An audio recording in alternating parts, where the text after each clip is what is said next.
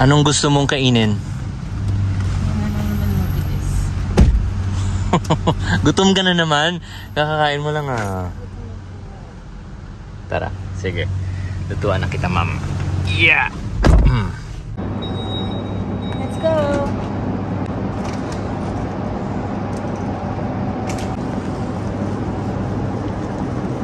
Come on, faster! Hindi pwede, baka malaglag yung halaman. May fresh basil tayo dito.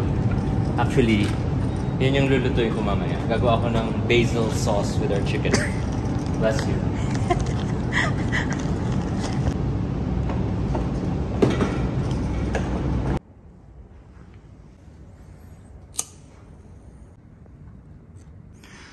Okay, luto na tayo para sa asawa. Kasi, no oras na. 10 o'clock na.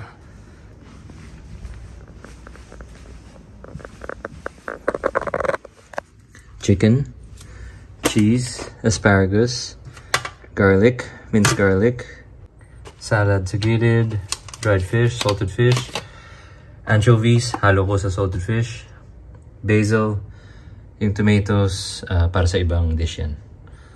So, lulutuin ko na siya sa pot. So, para siyang pesto na may salted fish or danggit or anything, any salted fish na mahanap nyo, durugin nyo, tapos ihalo natin sa basil. Basta, para siyang pesto, pero Pinoy pesto kasi may salted fish.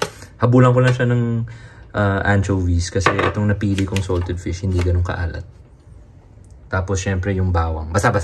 Gawin natin to. So, ito na yung mise en place ko. Dampot lang ako ng chopping board.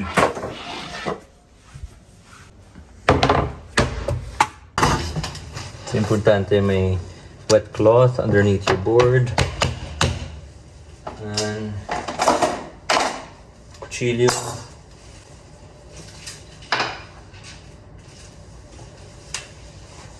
Okay. Unahin kong gawin onions.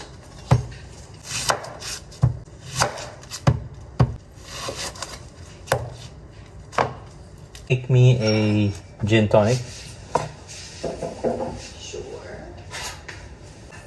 Ito yung gamitin ko pang lagyanan ng mga ating trimmings. Dito ko ilagay.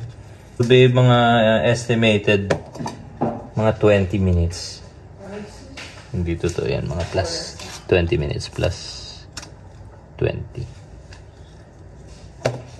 Sure ako. 20 minutes. Ha?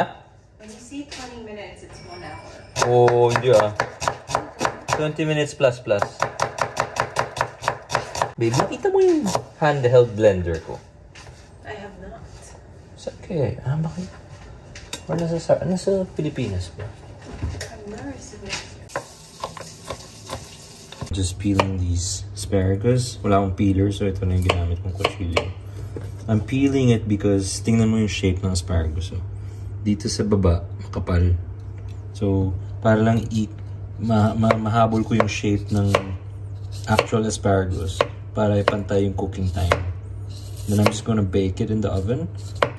Toss it with salt and pepper. With a little bit of olive oil, salt and pepper, and then cheese. Basta, sarap to. Mahilig ako sa asparagus. And it's good for your... Uy, ito sobrang nipis. It's good for your what? Diba it's good for your digestive system? Pag the next day, parang yung... I don't know, pero have you ever noticed that when you eat asparagus, your pee smells really weird? Why is that? I actually don't know. Hindi ko alam. Basta weird yung amoy ng pee mo. Bakit ka mahilig sa asparagus? Hindi ko alam. Tapos, I really like it plain lang. Olive oil and salt. Sige. Gusto ko malambot. I-bake ko to. Hindi ko siya i-boil. Okay. And then, alam mo ba na yung asparagus is an aphrodisiac? I don't know. Now you do.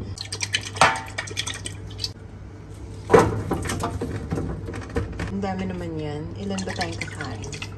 Dalawa lang, pero maubos natin ito. Salt and pepper.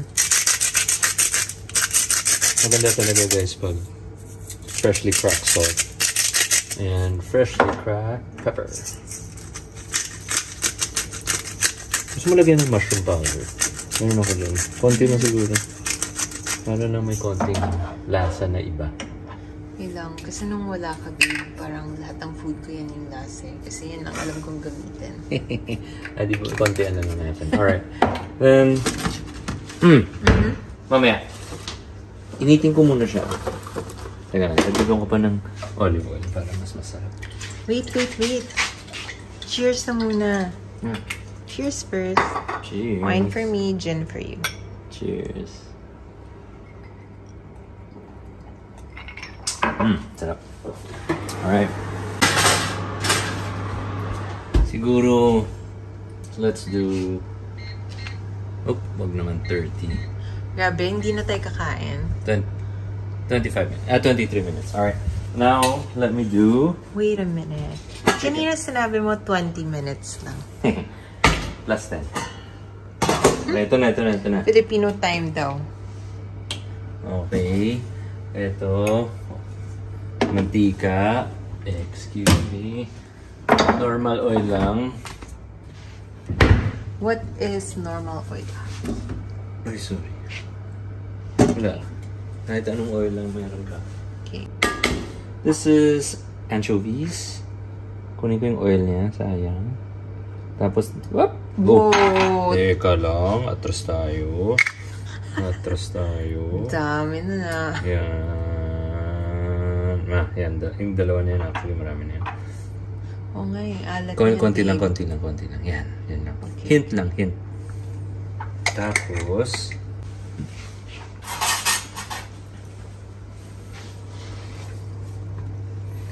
di pa masyadong mainit. Di pa nagsisizzle. Hintay ng konti. Ligpit. Pot yung gamit mo. It's just a normal pot. Yan. Okay. Panda tayo ng exhaust. Yan, tumatalsik. So, takpan ko. Tumatalsik siya dahil may moisture yung isda. Hulog ko na yung onions and dried fish.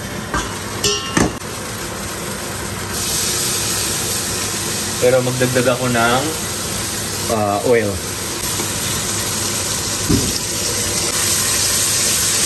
Yan.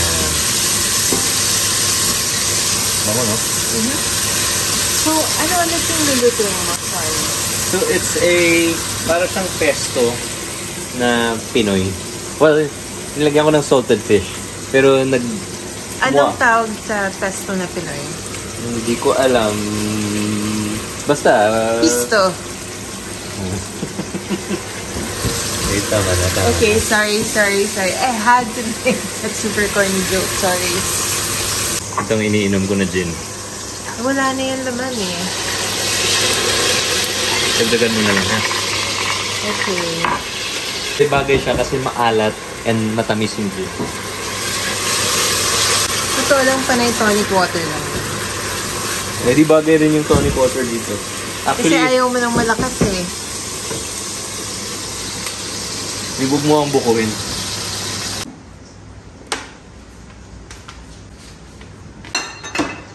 Okay, so simple lang ang gumawa ng gin. Walang ka-arte-arte. So, since ikaw hindi na uminom, panay tonic. Ako, pag uminom, baliktad, panay gin. So, saan mo nabili yung bar cart mo? Amazon lang? Gano'ng katagal bago dumating? Ayun lang, medyo matagal. Itong kandila na to galing kay Joy. Joy. Maraming salamat. Si Joy nagtatrabaho sa Dubai Airport. Hindi ko na kunin yan? Hindi pa. Okay, balikan muna ako kasi baka masunog yung niluluto ko. Yan. Habol pa. Kaya pa. Nakasan ko yung exhaust. So, onions, dried fish, little bit of anchovies, mantika. Ngayon, kuha tayo ng basil dito. Most of the time, pag bumibili ka ng basil dito sa Dubai, naka-pot siya. Sa atin, hindi ba? Sa Pilipinas? Hindi naman.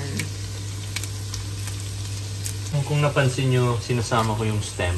Okay lang kasi i-blender ko yan dyan. Then, ting cheese.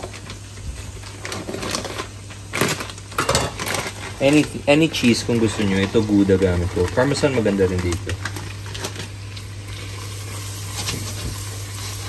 Bango ng basil. Bango, no? So yes, guys. Bagay ang basil and yung ating dried fish. Ano nga yung dried fish Tagalog? Ito yung isda. Oo. Hindi ba? Tama. May special bang tawag doon? Nagka-mental block lang ako. Okay. Lagyan ko konting butter. Lagyan ko isang block. Uy, grabe ka. No! Trust me. But, hayaan mo, okay? Ako ang nagluluto, okay? Babe, grabe ka naman. Relax ka lang, masarap to. Kasi it's an oil-based dish. Hirap na nga tayo mag-workout, tapos... It's an oil-based dish, okay? Oil-based, ito fat-based. Babe, pag kumakain ka ng pesto, mantika yan, olive oil yan. It's the same thing. Well, hindi butter, okay? Olive oil is different. Tingnan mo yung olive oil ko. Konti na lang. Yun na lang. Hindi ka bumili. Nakalimutan ko. At medyo lampas na ako sa budget natin ganun. Actually, hindi. Nakalimutan ko talaga. Grabe yung butter niya. Hindi, masarap yan. Relax ka lang. Malamang, masarap. Pero may asparagus naman tayo. Tingnan mo yung asparagus. Babe ka, di ba? Look at the asparagus. Now it's ready. Let's turn it off. So... Ow! Sakit sa mata. Wait lang. Ow! Okay. Iwan ko lang dyan. Pwede na yung asparagus. Actually, ahunin na natin para hindi siya ma-overcook. Kasi pag na-overcook, hindi na siya crunchy. Babe, di ba dapat healthy eating na tayo? Healthy nga to. Hindi siya healthy. Healthy to, babe. Babe, hindi porket asparagus siya, healthy yan. Look at the butter. Tanggalin mo na, please. Please.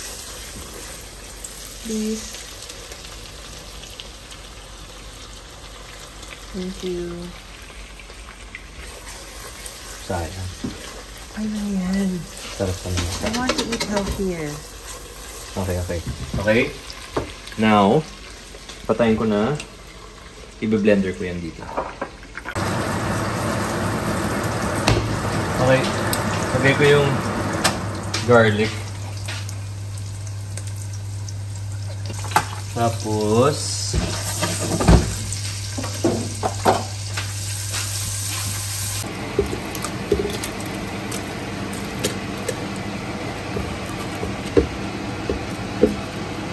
This is the first time we're using our blender. Yung Instapot nga, hindi pa natin nagamit eh. Nagamit na. Nagamit na? When? Yes. Hindi pa. Nung nag-event tayo, yes.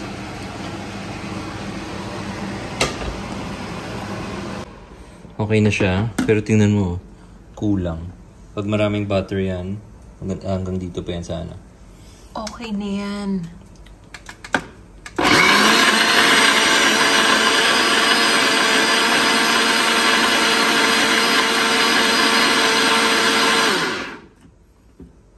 Now, look at that. Okay, now, this is what we do. Okay. Babe, sorry gamitin ko talaga yung butter. Kasi kailangan ko siya pang luto ng manok eh. Mahala ka. Hirap pumayat Ngayon, kita mo yung... Ito ngayon guys, medyo magastos na ito kasi gin. Pero... Wait. Lulutuin mo yan? I-deglaze ko lang. Konti lang. Deglaze meaning, tanggalin ko lahat na nakadikit dyan, Nakita mo lahat na nakadikit dyan na brown? Tingnan mo. Yan. Nandyan lahat na lasa eh. Tingnan mo, tanggal Tulak-tulak mo na rubber spatula or wooden spatula. Diba? Sulit. Pero guys, again, gamitin nyo yung murahin. Kaso lang, eto, guys, pag nagluluto tayo sa bahay, wala namang food cost eh. Pag sa kusina, pag sa kitchen, yun, nakasukat lahat. Napaka-konting gin lang yan. Panay tonic nga lang yan. So, okay lang yan. Ayun, sinabi pula eh. At first, ayaw mo pa. See? So, dagdagan ko pa kasi gusto ko pa ma-scrape yan. Okay.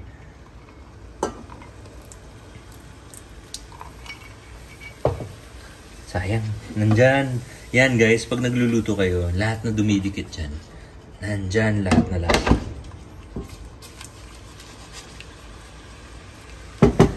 Pili ako ng mas matibay na rubber spatula para ma-scrape ko talaga. Pero importante rubber or wooden Oops, sorry. Si Camille kasi may hawak na wine. Kakasabi ko pa lang na sobrang special tong wine glass for me. Kasi? Mas mabasag mo pa. Yan. Okay. Manok. Thai part. Chef, may question ako. Yes, ma'am. Medyo takot kasi ako magluto ng chicken. Yeah. Kasi parang hindi ko talaga ma-sure kung kailan siya yung luto. Oh. How will you really know? Ito manipis, no? So, madali ito lulutuin. At saka wala na yung buto niya. So? I mean, how will I know pa rin? Depende sa luto mo. Mamaya, pakita ko sa'yo. Teka lang. Sagutin ko yung tanong mo mamaya-maya. Kaya pag nagluluto ka, diba, panay gulay or beef, yung kahit hilaw, pwede na. Sige lang. Kaya meron tayong ganito para matuto ka ng konti. Okay. Bakit? Ayaw mo ba yung egg sandwich ko? Yun pa yung gusto kong tikman. Ay, anchovy.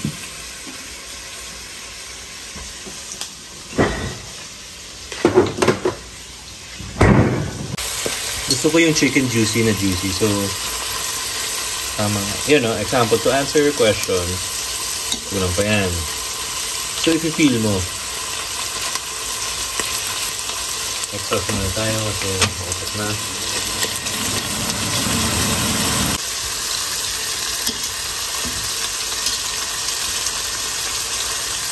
So, na-sear na natin yung, well, not completely kasi may time limit tayo.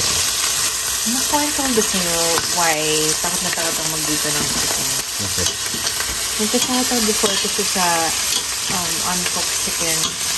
When I was living in China before, parang 3 weeks akong bedridden. So sobrang bad experience. I lost mga 15 pounds. So may trauma ka.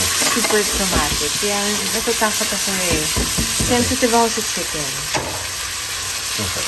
Babe, ang gagawin natin para sure tayo na lutong-luto siya is i-oven ko siya. Atras ka. Para yung loob niya luluto. With the pot? Yep. Pwede ba yun? Yung kagandahan sa pot, steel lahat eh. So okay lang yan. Okay. So okay. So timer tayo. Naka-full siya. 350. Timer. How long? Siguro, let's do 10. Lampas ka na talaga sa 20 minutes. Okay. It's a lie. Okay. Plate, ready na yan. Ito na yung sauce. Tikman natin. Clean as you go. Tikman natin. Kahit anong gawin mo, masarap talaga yan. Butter and basil, masarap na talaga. Sarap siya. Malinamnam from the cheese. Can I taste? Patikam naman. Huwag kang magreklamo eh.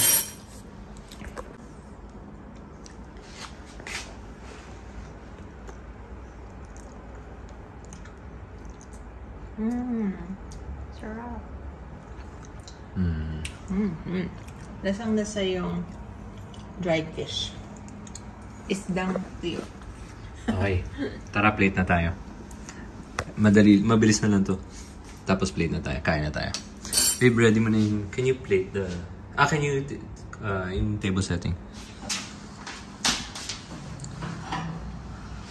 Spoon, fork, knife.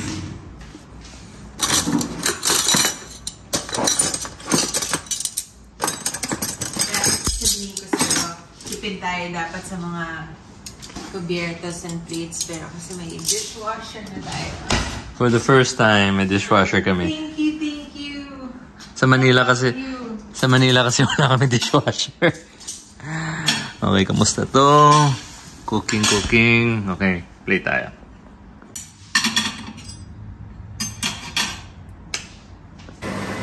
Tapos na ba? Wait, baka ready na. Oh!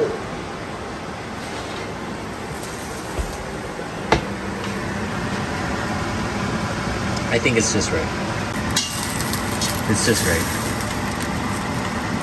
Baliktarin ko lang kasi para lang pantay. Brown? Hindi, para lang yung sa ilalim yung hindi nasakop ng liquid maluto. Ito, para alam mo, lambot to. Tapos, teka. Makikita mo eh. Okay. So, may konting pink pa. So, konti pa. Pero, may carry over cooking yan eh. Kumbaga ito, sakto-sakto lang. Ito, I think feeling ko ready na. Perfect. Right? Now,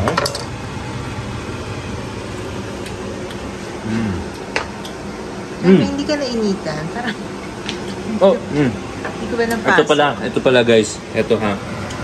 Mainit na mainit yan. So, lagyan mo na ng cloth para wala nang mahirap na pag hinawakan mo yan. I know. Lesson yan ng mom ko dati sa akin. Nung nagluluto pa kami, kailangan yung handle never nakalabas. Kasi yung accident waiting to happen. Tama ba? Tama. Okay. Ngayon, patayin ko na yung exhaust. Kasi wala na masyadong usok. Ito. Balik-dalin ko lang para lang sure ako na ito makapal. So, last ko to i-plate para maluto pa siya ng konti. So, ito actually wala tong salt and pepper. It's just the natural juice from the chicken. Ito kita mo, feeling ko medyo hilaw to. Kasi makapal. Well, not really, no? Oo nga, pwede na. Ngayon, para lang may konting freshness. So, I have a question. So, anong cuisine to? Filipino-inspired. Diba? Tapos since nag-grocery tayo kanina, Filipino-inspired, may konting yan, may tinapa. Not traditional at all. Pero, basta, I guess, wala, kung anong gusto ko lang mapasayin ka. Yun lang. So, yung cuisine niya ay, it's a cuisine of love. Nuts. Okay. Una kong ipi-plate. Anong gusto mo unang ipi-plate? Yung manok o yung asparagus? Tingin ko, asparagus. It should be the main. Ito muna. Hindi, yung main kasi yung bida eh. So, ito muna. Ano? Simutin na natin. Konti lang. Okay. And then, okay, chicken. Lapit tayo. Akala ko kasi one plate lang for both. No. Hindi na pala tayo nagtitipid sa plato. Teka lang. Gamitin ko to. So, yung natural juice niya, sama ko na rin. Sayang. Nandito yung nasa. I know this is a lot for 2 people, pero kaya ito yung masarap pang bukas. Totoo. Oops. Ito, yan yung masarap ilagay sa kanin. Ito. Yeah. Wala tayong No? Oh, guys. May couscous tayo dyan. Sorry, may quinoa tayo dyan. Wala tayong kanin. Kasi nagpapa-reduce kami ng konti. Ay, nako.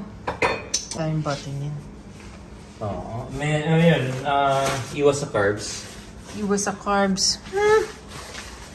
Sabi, inisan ko lang.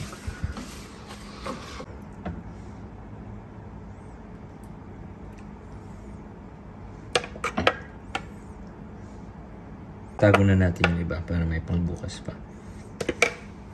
Siguro yan, hugasan mo muna konti. No? Okay, basil.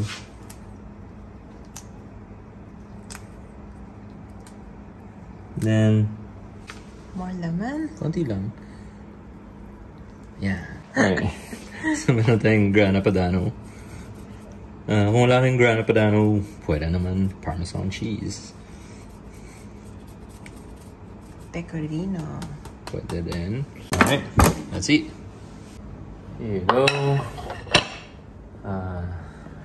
Baked asparagus with cheese. Tapos yung ating Pinoy pesto-ish chicken. Tapos with basil and dried fish. Ba't ayaw mo sabihin yung pisto? Pisto. Alright, babe, kain na. Hope you like it. Kuha ka na. Let me know what you think. Lagyan mo ng pesto.